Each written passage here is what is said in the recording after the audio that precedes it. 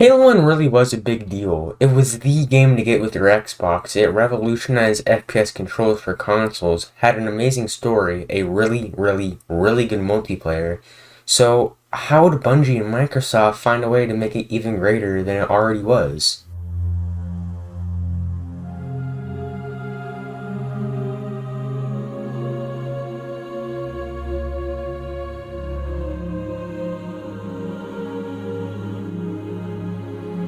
Okay, before you continue with this video, I'd recommend you watch my review on the first Halo so that way you're all caught up. Alright, back to the review. It's pretty crazy that even though the first Halo is doing so many things to revolutionize gaming, Halo 2 still brought so much to the table.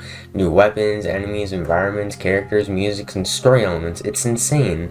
But the first thing I want to start off with is the presentation of the game, because it's the first thing that caught my attention. Thematically in the cutscenes, you could already tell the game feels way more epic. While I'm not denying the first Halo had great cinematography in its cutscenes, this is just a seriously elevated presentation. It feels like the type of shots you see in an action movie but replicated in the cutscenes.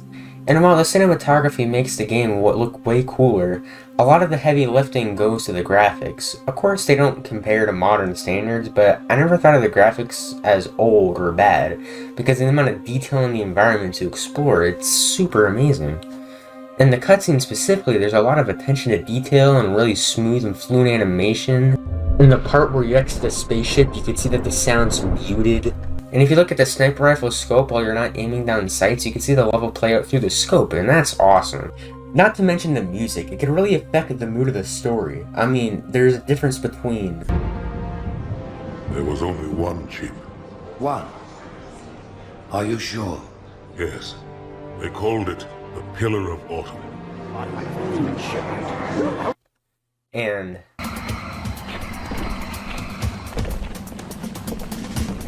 Where's the rest of your platoon? Wasted, Sarge. And we will be too, sir, if we don't get the hell out of here. You hit Marine? No, sir. Then listen up. Another reason I think the story is elevated because there are way more memorable characters here than in the first Halo. I mean, in the first one you had Captain Keyes, Master Chief Cortana, and the pilot lady, which I don't really remember her name. But here, just to name a few, the Prophets, Miranda, Sergeant Johnson, Tartarus, and of course, the Arbiter. The Arbiter is the other playable character in this game, which I think is really cool. It helps tell the story from the side of an elite versus just Master Chief. I know a handful of people don't like him and think he's boring. Personally, I think he's a pretty compelling character with a plotline even more compelling. Also, it's not like the gameplay has been changed. The only difference is instead of having a flashlight, you can turn him invisible temporarily. And while the whole presentation is cool, unfortunately in a lot of cutscenes the characters are quieter than the music. It's impossible to hear some of this, but thankfully they added subtitles in the cutscenes, which is a godsend because on my first time playing through this trilogy, I didn't understand half of it because I didn't know there were subtitles. This has really helped me enjoy the story better. Also, I want to add that in my first Halo review, I said there wasn't an option for subtitles, but I was wrong, and there's an option for subtitles in the accessibility option, so sorry for misleading anyone. So overall, the story and atmosphere was improved and expanded upon for making a more cool and wondrous experience. So what did they do for the gameplay? While it's not drastically different from the first game, it's been tweaked in a way to make it faster and more fierce. The movement speed is faster and your jump is less floaty. You have less shield and they got rid of the health system, but now it recharges a lot faster. And the coolest change in my opinion is you can now hold two weapons at the same time. This usually applies for weapons that Chief can hold with one hand, like you can't dual-wield snipers, but you can dual-wield SMGs, needlers, plasma rifles, plasma pistols, stuff like that. And the coolest thing is that you can mix and match these weapons. Sure, you can just double SMG your way through the stage and wreak havoc, but you can also get an SMG and a plasma rifle. They didn't stop with the combat, they tweaked a lot of the vehicles, mostly for the better. Instead of having a health bar on the vehicles, you just have to gauge how much more life is in the vehicles visually by making you play a game of... Nah, I still got it. Along with that, they added upgrades to specific vehicles. The Ghost is even better than before because you have an extra move that allows you to boost really fast at the cost of not being able to shoot your enemies, which I thought was fun. It added more to the gameplay sandbox because you can sit there and fight the enemies in your vehicle, or you can just blast right past them and try to dodge the shots. It really doesn't matter. They also added a boost to the Banshee along with barrel rolls used to dodge attacks coming at you, and the Warthog feels smoother with the mouse and keyboard now, mainly because you could drift, making turns a lot easier. So, because of all these changes, the game is way more fast-paced and aggressive, but it's also a lot harder, probably one of the hardest in the series. I swear, this game kicks your ass sometimes. Like, fighting two elites at the same time on Heroic has never been more intense. And while I did enjoy the super tough nature of the game, I'd say around the last third of the game is where I've probably had like 5 to 7 moments that were just straight up infuriatingly hard for me. Like, a lot of the challenge was pretty fair, but sometimes it was like, okay, come on, how do I do this? And while I think the mechanical changes definitely add up to the game being harder, a lot of it has to do with the fact that the game is way more linear. And I'm not saying it like they'd evolved the level design, it's just a fact that while there still are a lot more open areas, the linear hallway types are more emphasized due to the amount of enemies in said hallways. Like, the fights are cool and intense with bullets and explosions going off everywhere, but when you're done, you just realize how many enemies they crammed into these very tight spots. So while the mechanical changes make the game more difficult, it's also because there's like 6 enemies right in one spot all firing at you. Also, something that made the game hard for me personally was the Needler. Fuck the Needler. The Needler was just kind of annoying for me because when you're trying to hide and cover to get your shield to go back up before you go back and fight, the Needler will just curve around the cover, but you can't really dodge it because your shield's so low, you're gonna get your ass kicked by everyone else shooting other bullets at you. And it was pretty annoying for me. But I can actually spin these annoyances into compliments. Yeah, I just said that Needler is annoying to deal with, but when you get to dual wield Needlers, it's awesome. The game has a beautiful way of rewarding a player after a tough challenge. Like, yeah, this vehicle section is pretty tough, but now you get to drive the Wraith and annihilate everyone in your path. And even in the hardest parts of the level, you're rewarded with some really good music to go along with it.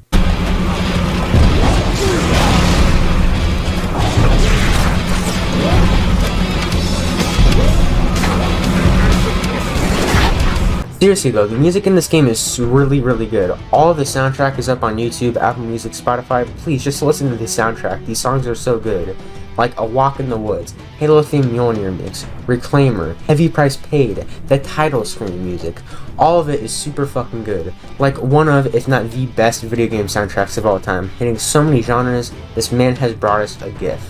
But anyway, I think the game found a good balance of gameplay so that way when you go through a really tough part of the level, the reward of power you get afterwards is that much more satisfying. But upon tweaking things like difficulty or mechanics, they also added a lot of new things. Let's just start with the enemies. The most notable newcomers are the brutes for sure, which are just monkey alien things, I don't really know. But they're big, mean, aggressive, use strong-ass weapons, and when you kill all the brutes in a squad except for one, they go apeshit. Get it? Apeshit because it's a monkey? Thanks for watching, guys. Alright, terrible jokes aside, they end up charging you and you gotta dodge them until you put them down. I think they're pretty alright enemies because they may be super strong, but as long as they're hitting those headshots, they're not too bad. I mean, 2 headshots with any long-range type weapon, and they're done. They also added my least favorite enemies, these little bug asshole things. These guys are super annoying. They fly around really fast and shoot bullets even faster, and it's just, I'm not a fan at all. It's not fun to fight these guys for me.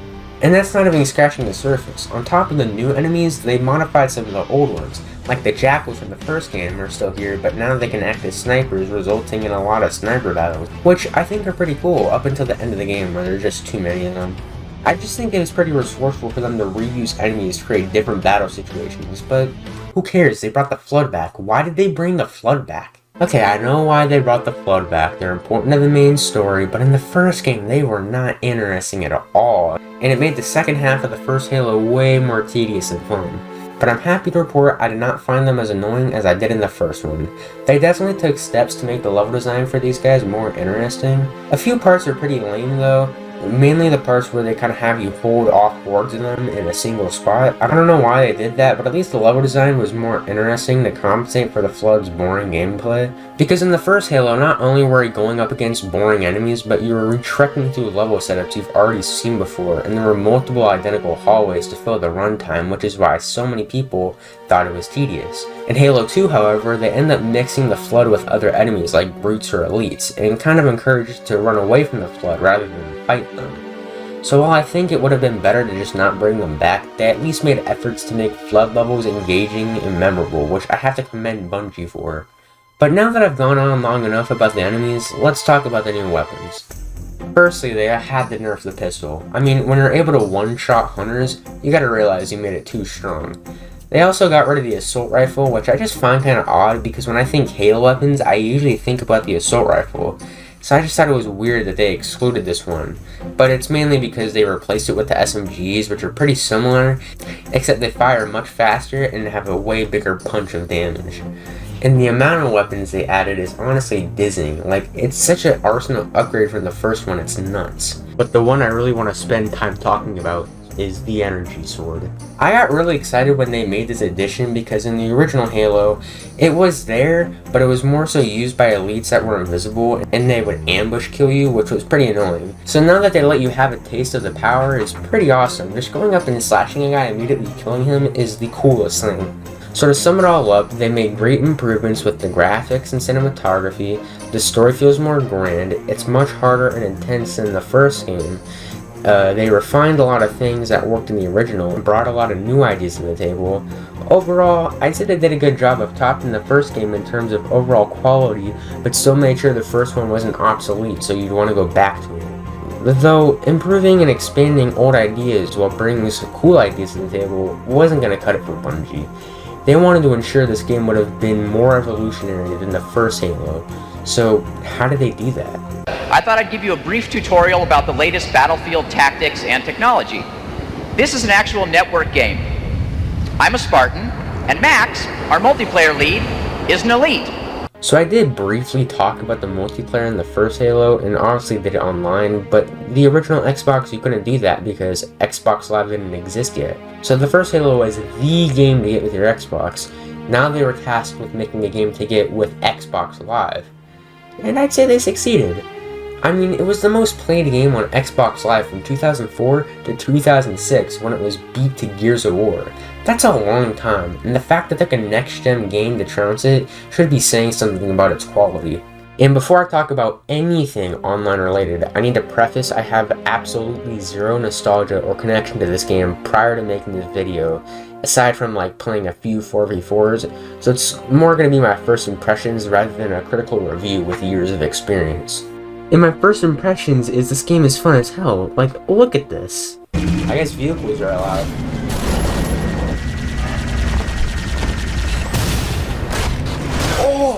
Oh dude, that was badass.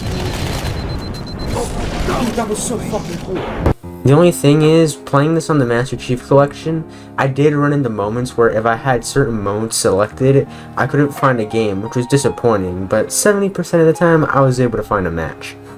Alright, I'm just gonna kind of go down a list of different game types and giving you my opinion.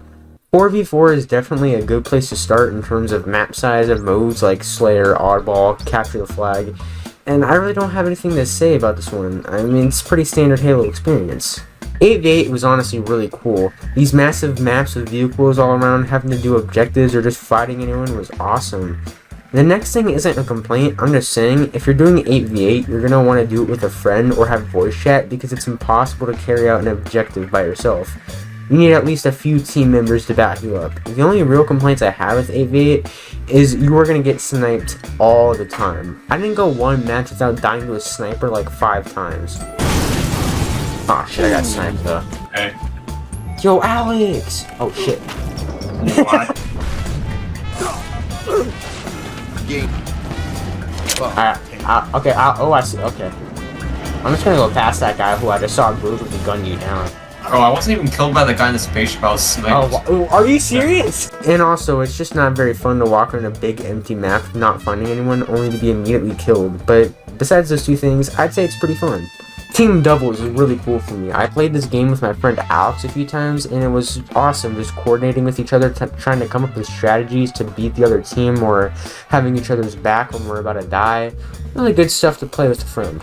And the 8-player free-for-alls, which might be my favorite setup. Not having a team to back you up and having more people coming at you gives you chances to get more kills and makes it so there's consistently action going on. Because in the other modes, I found there were a lot of moments where I was slowly walking towards the action that was taking place. And not having teammates to back you up makes it to play way safer and smarter about your moves, because it's a bigger deal if you die in free-for-alls compared to team deathmatches. And finally, the ranked matches. These ones are brutal, man. Everyone is super good at this, but once you get better, it starts to make the matches a lot more engaging and intense, since it's way more competitive. But those are just the game types you get in. I haven't even covered the modes. There's standard stuff like Slayer and SWAT, essentially just team deathmatches. There's the more objective-based games like Zone Control, where you have to get to certain zones in your control while making sure your enemy stays out of control. Flag and Bomb, which is pretty much a CSGO Halo edition, and Capture the Flag, which, yeah, you capture a flag.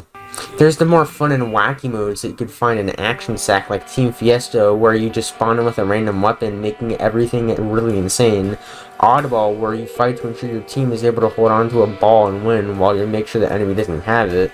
And my personal favorite, Snipers, where you just give everyone a sniper and you start no-scoping each other.